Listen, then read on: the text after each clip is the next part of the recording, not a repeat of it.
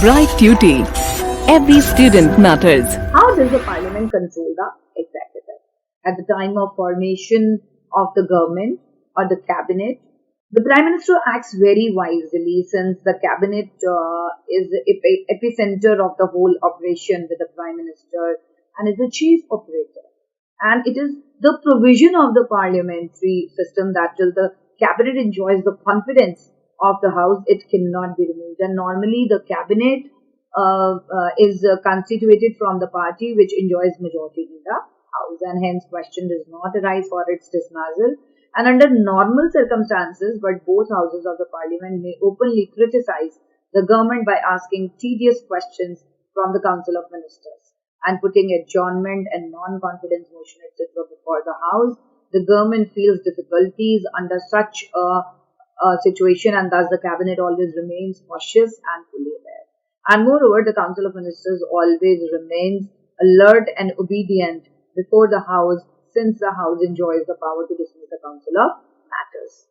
These are the stages through which a bill passes, like first reading, leave to introduce the bill, second reading, committee stage, discussion on the report, third reading, procedure in the other house, and then the president assent. And when the budget under consideration motion for the reduction of a demand of a grant may be moved to Parliament's Public Accounts Committee, ensure the public money is spent in accordance with the Parliament's decision. And a motion expressing no confidence in government is moved by the opposition, and the House also grants leave to move no confidence motion only when it carries the support of at least 50. Now the anti-defection law. The anti-defection law in India, technically the 10th schedule to the Indian Constitution, was enacted to address the perceived problems of instability caused by democratically elected legislators in India's parliamentary system of the government shifting allegiance from the parties they supported at the time of elections. Now, Anti-Defection Act. What exactly Anti-Defection Act is? Anti-Defection Act, according to 1985, if a member belonging to any party gives up the membership of that party or votes against any direction issued by the party to which he belongs, he or she will be disqualified. Defection means the giving up. So, Anti-Defection Constitution 52nd Amendment Act 1985 cancels these provisions which allows for the division of the political party. And this act enumerates the disqualifications against the individual or group defecting the party. Now, a member or a group of one-third members of a party of parliament or state legislature can be disqualified if he or they resign from their party or his party. And the Act also seeks to debar a defector or defectors from holding any remunerative political post of the remaining tenure of the legislature or unless re-elected. And the new law aimed in limiting the size of the Council of Ministers to 15% of lower house in case of centre, and in the states to please join this. One more point I am doing here only. The new law aimed at limiting the size of the council ministers to 15% of the lower house in case of the centre, and in the states to prune the jumbo cabinets, and where in legislative assembly number of members are less than 40, and like states is Sikkim and Goa, etc., 12 ministers can be appointed, and this act is not applicable in case of those members, those who are expelled from their original party. The state legislature. The state legislature, the Republic of India is described as a union, and in territories including the territories of the states of the union territories, and in states where there are two houses like Andhra Pradesh, Bihar, Jammu, Kashmir, Karnataka, Maharashtra, Uttar Pradesh, and there is a legislative council, that is Vidhan Parishad, along with the legislative assembly.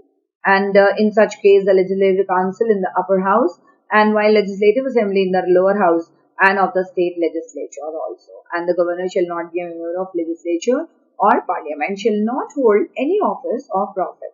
It shall be entitled to emoluments and allowances. And the legislative assemblies consist of more than 500 members and not less than 60.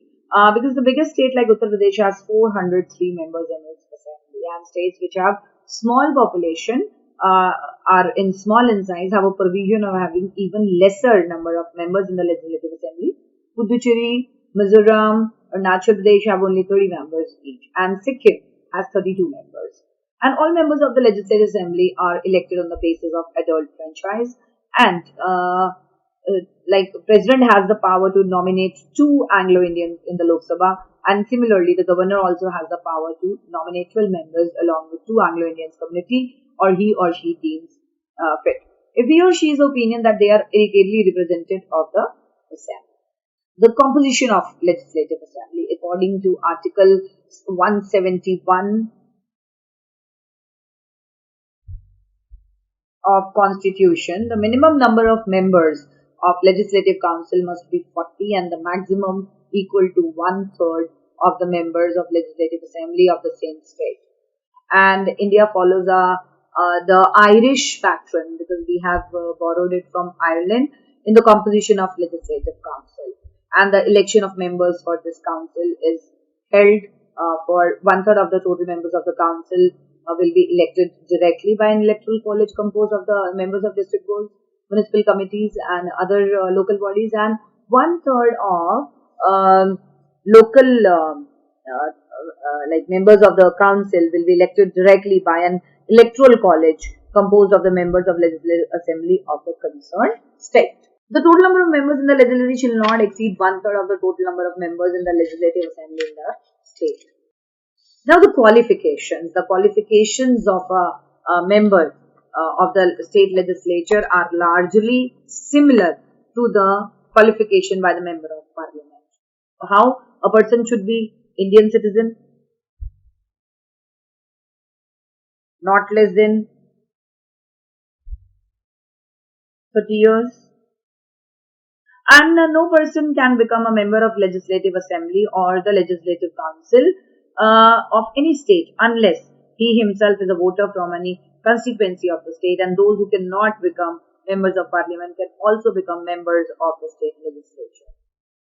And the term of legislature and the term of the legislative assembly is 5 years, but it may be dissolved even earlier than 5 years by the governor or the request of the chief minister. Now let's talk about the powers also. Powers of legislative assembly. Technically it has the power to make the technically it has the powers of making. Now let's talk about the powers, and powers include different powers now let's talk about powers of the state legislature also. There are different powers like making laws. Some items on which both parliament and states can make laws are education, marriage and divorce, forest protection of wild animals and bird, etc. Then again, same as money bills. As regards money bill, the position are same. Bills can originate only in the legislative assembly. And the electoral power.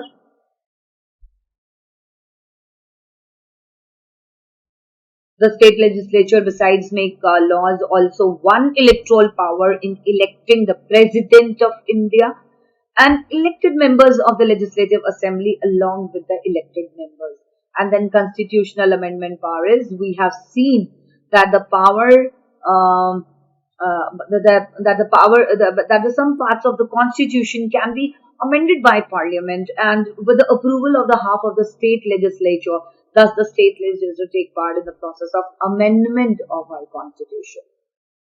Now, the power of the state legislature, the primary function of the state legislature, like the union parliament is lawmaking, the state legislature is empowered to make laws on state list and concurrent list. The parliament and the legislative assemblies have the right to make the laws on the subjects mentioned in the concurrent list. Now, the chart showing relative strength of the two houses of state legislature, and we are reading about legislative assembly and legislative council. This is the lower house. This is the upper house. Here, direct elections. Here, indirect elections. People choose a representative. Here, local bodies. The membership age is 25. Here it is 30. Tenure is 5 years. Here it is 6 years. Now the powers and the functions of common to both houses, like to initiate non-monetary bills and to exercise control over the executive through discussions and debates, etc. Ordinances to be laid before both the houses and bills amending the constitution to be passed in both the houses. And powers exclusive in legislative assembly to initiate money bills, to pass a censor vote, or to participate in the election of the president, to pass resolution in the abolition of creation of legislative council in states. In case of failure of the constitutional machinery in a state of the president's rule, the powers of state legislature are exercised by the parliament. And the financial powers, the state legislature exercises control over the state finances, and the legislature passes the state budget, and the legislative assembly alone has the power to originate money bills, and its decision must prevail in all the financial matters. And control over the executive, the ministers are responsible to the legislative assembly. The assembly can pass a no confidence motion against the government, and in case it does, the government has to resign. Then the constituent powers, an amendment of the constitution may be initiated only by the parliament, but if an amendment seeks to make any change in some specified articles of the constitution, as election of the president or representation of states in union parliament, it requires to be ratified by at least one half of the state legislatures. Election of the President of India. The President of India is elected by the members and electoral college consisting of the elected members of both houses of parliament and the elected members of the legislative assemblies of the state. So this was all for the chapter, and thanks for watching the video. And now please refer few questions which I am giving you for the revision. Now the short questions with answers. How is the Speaker of the Lok Sabha elected? It is elected among of its own members. And what is the tenure of the members of Rajya Sabha? The tenure of the members of Rajya Sabha is 6 years, and one-third members retire after 2 years. And who presides over the joint session of the parliament? The Speaker of the Lok Sabha presides over the meetings of the joint session of parliament. What is a bill? Proposal for a law is called a bill. And what does parliament consist of? The parliament consists of President of India and the Council of States and the House of the People. What is meant by quorum? The quorum is in the minimum number of members required to be present in order to enable the House to transact the business. And what is the quorum for the conduct of proceedings of Lok Sabha? The quorum for the conducting of the proceedings of the Lok Sabha is 1/10 of the total members of the House. And who is the president of chairman of the Rajya Sabha? Shri Venkaiah Naidu is present chairman of the Rajya Sabha, and who is present deputy chairman? Shri Harvansh Narayan Singh. And who is the age qualification for candidates of Rajya Sabha? For Rajya Sabha it is 30 years, whereas the Lok Sabha is 25 years. And which houses of parliament is permanent house? Is Rajya Sabha is a permanent house of the parliament. And mentioning two powers of the parliament, the legislative powers, the parliament has a right to frame laws for the whole of the country, and it can frame laws on the subjects mentioned in the union list and the concurrent list. And under certain special circumstances, the parliament gets a right to frame laws on the subject mentioned in the state list. And the financial powers are: the parliament controls of the finance of the state, and the government introduce the budget of the local Lok Sabha before the start of the financial year, and the parliament discuss the budget and give its assent to the people. The government can neither impose any tax upon the public nor can it spend the money without the approval of the parliament. And a short note on parliament's control over the council of ministers is like the prime minister and the other ministers are taken from the parliament, and after becoming ministers they remain the member of the parliament, and they participate in the meetings of the parliament. The ministers are responsible to the parliament for their actions and policies, and the members of the parliament can ask the ministers any questions regarding the functioning of the administration. The ministers are to give a satisfactory reply to all these questions. The members of the parliament, by introducing adjournment motion, can invite the attention of the government to a serious problem. That's all for the chapter. Hopefully the concept is clear of this chapter for legislature. Please do refer your book. This is a support material. Definitely it will help you. Thank you and see you in the next chapter.